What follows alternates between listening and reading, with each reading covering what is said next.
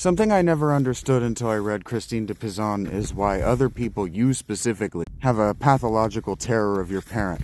I show this hill every time I'm recording myself walking up it because I find it amusing to see the spots where the deers have slipped, but you can see it's starting to get warm. I never understood the pathological terror of the parent until I read Christine de Pizan say that the best way to parent a girl child is to leave her in utter terror at all times that the parents could either kill or abandon her.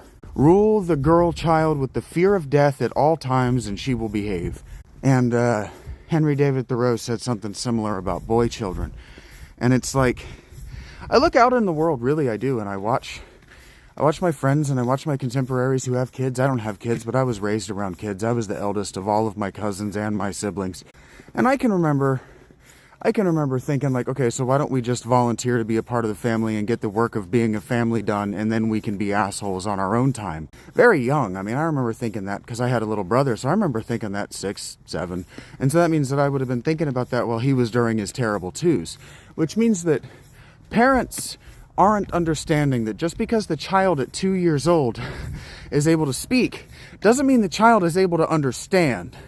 But it does mean that you at some point have to convince the child to volunteer to be a member of the family, and that isn't as easy as the words sound, and that parents were saying for decades that it is that easy.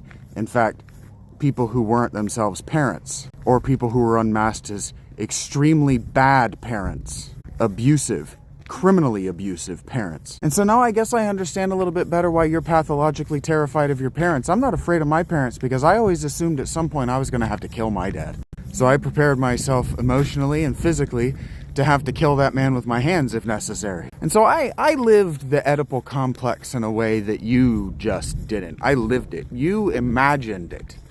Maybe. But knowing my aunts, so the people who were just slightly older than me, knowing the people in Gen X that I know, you guys refuse anything Freudian at all because it's just better to refuse information that makes you uncomfortable. And that's why none of you run for office, and that's why you didn't vote until you realized that, oh no, shit's fucked when Trump didn't get reelected like you wanted.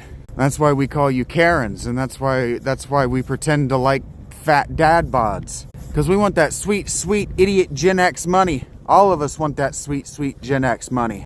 And that Gen X money is attached to an idiot. And so that means y'all didn't even think about it. Y'all heard, oh, well, other people have Oedipal complexes, but I'm superior, I don't. So that does mean that you just don't compete with anyone. You just assume you're the best.